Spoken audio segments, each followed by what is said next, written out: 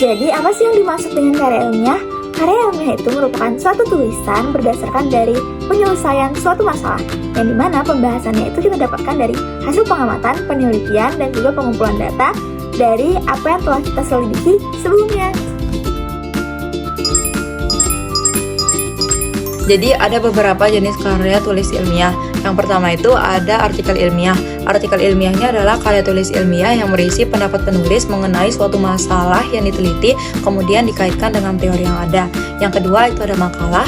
Makalah itu adalah karya tulis ilmiah yang kajian masalahnya itu berdasarkan data yang bersifat objektif dan empiris. Yang ketiga itu ada skripsi. Skripsi adalah karya tulis ilmiah yang digunakan mahasiswa sebagai syarat untuk mendapatkan gelar sarjana. Skripsi ini biasanya berisi penelitian. Yang keempat itu ada tesis. Tesis ini adalah karya tulis ilmiah yang digunakan mahasiswa juga untuk mendapatkan gelar magister. Nah, ini tuh dia lebih mendalam lagi dibandingkan dengan skripsi. Yang kelima itu ada disertasi. Disertasi ini adalah karya tulis ilmiah yang digunakan mahasiswa untuk mendapatkan gelar doktor. Nah, penelitiannya itu lebih mendalam lagi dan lebih kompleks lagi. Selanjutnya yaitu struktur dalam karya ilmiah. Jadi, struktur yang baik dan benar dalam karya ilmiah itu merupakan hal yang sangat penting agar suatu karya ilmiah itu dapat diterima oleh pembaca dan dapat dipublikasikan secara luas. Adapun struktur dari karya ilmiah itu terdiri dari 3 bagian. Yang pertama bagian awal, yang kedua bagian inti, dan yang ketiga adalah bagian akhir. Bagian awal dari struktur karya ilmiah itu terdiri atas judul. Jadi, judul merupakan bagian pertama dari karya ilmiah. Judul itu ditulis secara jelas, singkat, dan mengandung kata kunci dari topik yang akan dijelaskan. Kemudian yang kedua ada nama penulis serta afiliasi. Nah, nama penulis itu dapat ditulis tanpa mencantumkan gelar, sehingga terdiri atas nama depan, nama tengah, dan nama belakang. Kemudian afiliasi juga dapat ditulis dengan menuliskan institusi tempat belajar ataupun tempat bekerja. Yang ketiga ada abstrak. Jadi abstrak itu menguraikan secara singkat tentang masalah dan tujuan dari suatu penelitian, metode penelitian yang digunakan, hingga hasil dari penelitian tersebut. Yang terakhir ada kata kunci. Jadi kata kunci itu merupakan kata-kata yang sering muncul di dalam badan artikel. Kata kunci ini dapat digunakan untuk membatasi ranah permasalahan serta dapat digunakan untuk mencari istilah-istilah yang menjadi dasar dalam suatu penelitian. Nah, selanjutnya yaitu bagian inti. Jadi di bagian inti ini terdapat yang namanya pendahuluan. Pendahuluan itu merupakan struktur karya ilmiah yang membahas tentang masalah, tujuan, dan topik yang akan dibahas di dalam suatu penelitian. Nah, di bagian pendahuluan juga terdapat hipotesis yang akan dijawab. Adapun bagian pendahuluan yakni latar belakang, rumusan masalah, tujuan penelitian, dan manfaat dari penelitian. Bagian inti selanjutnya ada kerangka teori atau landasan teori atau biasanya disebut kajian pustaka. Kajian pustaka ini merupakan identifikasi teori yang dijadikan sebagai dasar pemikiran untuk melakukan suatu penelitian. Bagian inti yang ketiga yaitu metodologi penelitian. Jadi metode penelitian itu menguraikan tentang bagaimana cara-cara yang digunakan dalam pelaksanaan penelitian. Metode penelitian yang biasa digunakan itu ada 2 jenis, yaitu metode kualitatif dan kuantitatif. Metode kualitatif merupakan salah satu metode penelitian yang lebih terfokuskan pada analisis permasalahan. Jika metode kuantitatif merupakan suatu metode penelitian yang lebih terfokus pada analisis angka. Jadi di metode penelitian ini juga dapat membahas tentang jenis penelitian, kemudian definisi konsep variabel, populasi dan sampel penelitian, sumber, jenis, dan teori pengumpulan data, serta teknik analisis data dan pengujian data. Selanjutnya bagian inti yang keempat yaitu ada pembahasan. Nah, di bagian inti pembahasan ini penulis akan membahas secara tuntas tentang permasalahan yang diangkat.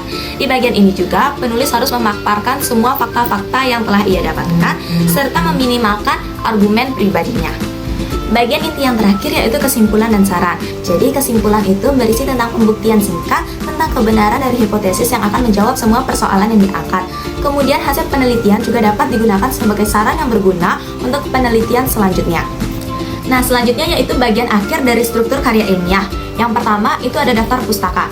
Jadi daftar pustaka ini merupakan bagian akhir dari suatu karya ilmiah yang mencantumkan sumber-sumber referensi yang digunakan. Adapun unsur yang ditulis di dalam daftar pustaka ini yang pertama yaitu nama penulis, yang kedua tahun terbitan, yang ketiga judul buku, yang keempat kota penerbitan, dan yang kelima nama penerbit. selanjutnya yang kedua ada lampiran. Jadi lampiran ini merupakan berkas atau dokumen pendukung dari suatu karya ilmiah. Lampiran ini juga merupakan komponen penting dalam karya ilmiah karena di lampiran ini ia memberikan informasi yang lebih spesifik kepada pembaca. Tetapi lampiran ini tidak mesti ada di dalam suatu karya ilmiah. Penulisan karya ilmiah. Penulisan karya ilmiah harus mengikuti kaidah kebahasan umum dan khusus. Kaidah umum mencakup menggunakan bahasa Indonesia yang baik dan benar, sementara kaidah khusus berlaku di lingkungan penulis ilmiah. Artikel ilmiah sebagai salah satu jenis karya ilmiah harus menggunakan ragam bahasa baku tulis yang sesuai dengan EYD serta bersifat objektif, reproduktif, dan bermakna denotatif. Yang pertama, objektif. Karya ilmiah harus objektif, yaitu didasarkan pada fakta dan data tanpa pengaruh pendapat pribadi. Untuk menjaga objektivitas, digunakan kalimat pasif dalam penulisan, serta kata ganti seperti peneliti untuk menyebut pelaku kegiatan. Yang kedua ada reproduktif. Reproduktif berarti karya ilmiah harus dapat dipahami pembaca sesuai makna yang ingin disampaikan si penulis. Yang ketiga, ada bermakna denotatif. Bermakna denotatif berarti menggunakan kata dengan satu makna, sementara rasional menekankan logika dan ketelitian.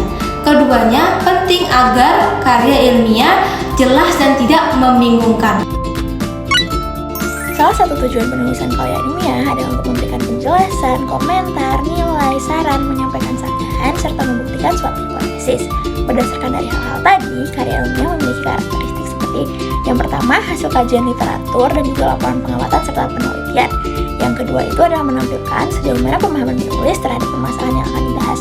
Dan yang ketiga itu menampilkan kemampuan meramu berbagai sumber informasi ke dalam karya tulis yang karya ilmiah memerlukan kelugasan dalam pembahasannya, yang dimana kata-kata dan kalimat yang digunakan tidak boleh bermakna ganda. Artinya, makna dalam kata-kata harus diungkapkan secara eksplisit untuk mencegah timbulnya pemberian makna yang lain. Karya ilmiah ini harus memuat sifat-sifat seperti logis, objektif, sistematis, dan juga jelas. Yang dimana yang pertama itu ada logis.